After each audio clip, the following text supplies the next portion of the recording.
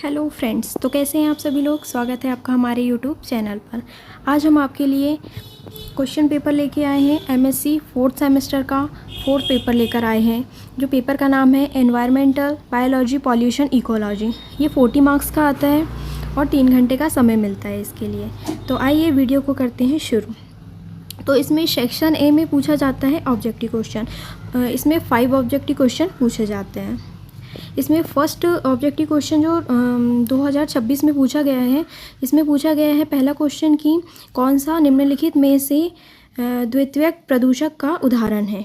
तो इसमें आपको 4 ऑप्शन दिए रहेंगे, इसमें से आपको एक ऑप्शन लगाना है।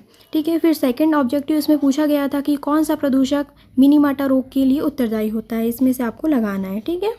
फिर थर्ड क्वेश्चन में पूछा गया था इसमें कि निम्नलिखित में से कौन सा फोटोकेमिकल स्मोक के निर्माण में मुख्य भूमिका निभाता है।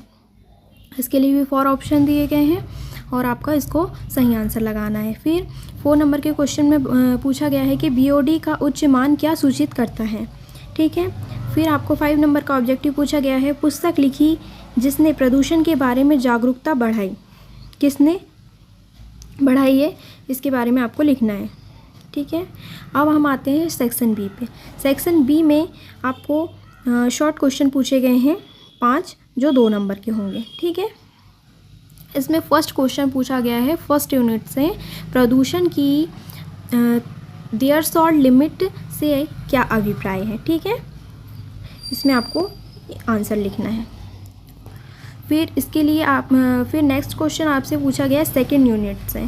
ठीक है। इसमें पूछा गया है ग्रीन हाउस इफेक्ट और ओजोन डिप्लेशन के बीच में अंतर स्पष्ट कीजिए। इसका और क्वेश्चन भी पूछा गया है लेशन को वायु प्रदूषण के बायो इंडिकेटर्स क्यों माना जाता है।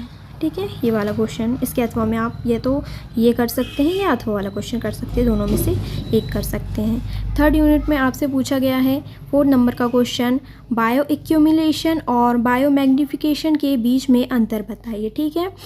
फिर इसके अथवा में एक क्वेश्चन पूछा गया है मृदा प्रदूषण में भारी धातुओं की क्या भूमिका है। ठीक है। इसके बाद हम 4th यूनिट पे चलते हैं। 4th यूनिट में आपसे पूछा गया है बीओडी क्या है, इसका महत्व लिखिए। ठीक है। इसके अथवा में पूछा गया है भारत में एनवायरमेंटल प्रोटेक्शन एक्ट का संक्षेप में वर्णन कीजिए।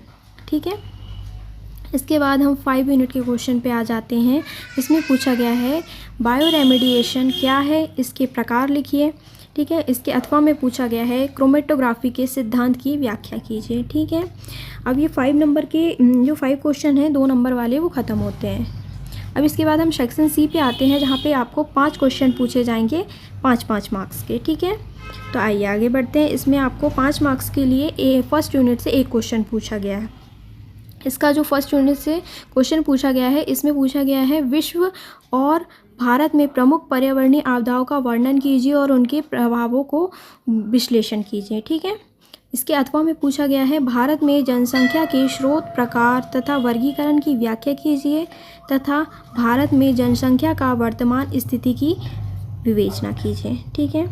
फिर इसके बाद सेकंड क्वेश्चन पूछा गया है सेकेंड यूनिट से 5 मार्क्स का वायु प्रदूषण के स्रोत, प्रभाव और नियंत्रण उपाय का वर्णन कीजिए तथा ग्रीन हाउस इफेक्ट को समझाइए। ठीक है। इसके अथवा में पूछा गया है जल प्रदूषण के प्रकार, स्रोत और प्रभावों का परितंत्र पर वर्णन कीजिए।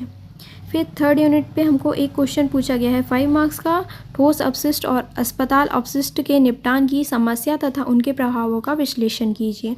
इसके अथवा में है मृदा प्रदूषण के कारणों, प्रभावों और नियंत्रण उपाय का वर्णन कीजिए। फिर हम आते हैं 4th यूनिट पे, जिसमें पूछा गया है भारत के प्रमुख एनवायरमेंटल प्रोटेक्शन एक्ट का संक्षिप्त विवरण कीजिए। ठीक है। इसके अथवा में पूछा गया है पर्यावरण प्रबंधन में निर्दिष्ट वायु और जल प्रदूषण के नियंत्रण तथा निवारण उपायों पर चर्चा कीजिए। ठीक है। इसके बाद 5 यूनिट पे आते हैं। 5 यूनिट में पूछा गया है 5 मार्क्स का क्वेश्चन बर्मी टेक्नोलॉजी और बायो रेमेडिएशन के सिद्धांतों का वर्णन कीजिए। ठीक है। इसके अथवा में पूछा गया है के सिद्धांतों और अनुप्रयोगों की तुलना कीजिए। टाइट्रीमेट्री अनुमापन जिसे कहा जाता है, ग्रेविमेट्री गुरुत्वाकर्षण। ठीक है। ये आपको पूछा गया है। और हाँ, एक सबसे इम्पॉर्टेंट बात, पेपर इंग्लिश या हिंदी किसी भी लैंग्वेज में पूछा जा सकता है। ऐसा नहीं है कि हिंदी इंग्लिश में ही पूछा जाए या हिंदी में ही पूछा जाए या इंग्लिश में ही पूछा जाए। एग्ज़ाम पेपर इंग्लिश में, हिंदी में, किसी में भी पूछा जा सकता है। बस ये पैटर्न हम आपको बता रहे हैं कि किस तरीके का पेपर आपको एमएससी बॉटनी में आता है, जिससे आपको हेल्प हो जाए। अगर आप कोई भी सब्जेक्ट लेते हैं तो आपको पता चले कि पेपर कैसा आता है। अगर आपको वीडियो अच्छी लगी है तो प्लीज़ हमारे चैनल को सब्सक्राइब, वीडियो को लाइक शेयर ज़रूर कीजिएगा। इसी तरीके की वीडियो हम लाते रहते हैं फ्रेंड्स, इसलिए हमारे चैनल को सब्सक्राइब ज़रूर कीजिएगा। आपको अगर वीडियो अच्छी लगी है तो thank you so much friends.